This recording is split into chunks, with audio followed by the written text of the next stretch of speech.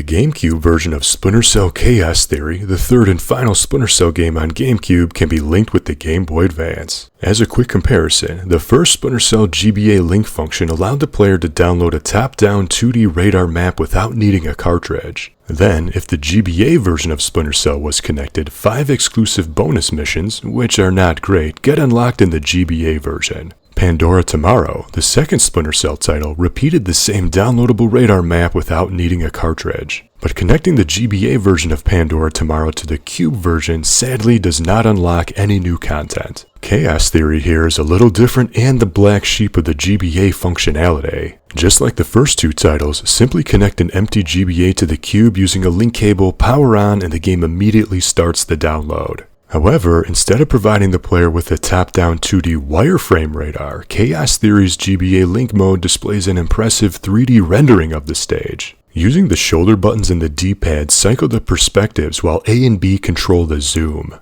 And pressing select displays the mission objectives, which can be handy if a second player is verbally assisting player 1. While technically impressive, the 3D map has its flaws. First, there's a long delay when any camera-related button is pressed. It takes several seconds to switch cameras, adjust perspectives, and control the zoom. The delay is so bad that I was left wondering if my button taps were even being registered, only to cause a string of unwanted changes to the GBA perspective. I'm guessing this stunning 3D map probably fills the entirety of the GBA's RAM, which is why the delay is so prominent. Making matters worse, this map doesn't provide enough information to be helpful to the player. The game is just like, here's a 3D CAD drawing of the stage, enjoy! But without any markers, I was left wondering about my position, where I should be headed, or where the enemies might be. This is like being handed a map while lost in the middle of a forest without a compass, guidance, or even landmarks to narrow down a location. Unfortunately, looking at this tiny 3D map without any indicators provides little benefit to the player. From a technical perspective, Chaos Theory might have one of the most impressive Cube-to-GBA Link modes that I've covered so far, but it causes confusion instead of providing entertainment or worthwhile information. As I was doing research for this video, I found myself staring at the tiny GBA screen longer than I was actually playing the game, trying to make sense of it all. Although there's some technical wizardry happening here, it unfortunately doesn't make the gameplay more entertaining.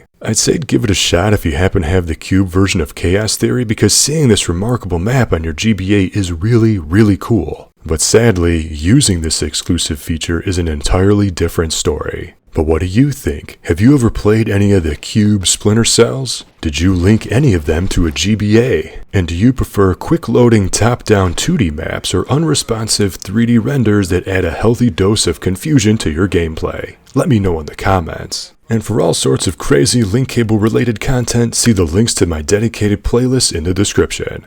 Until next time, thank you for watching and game on.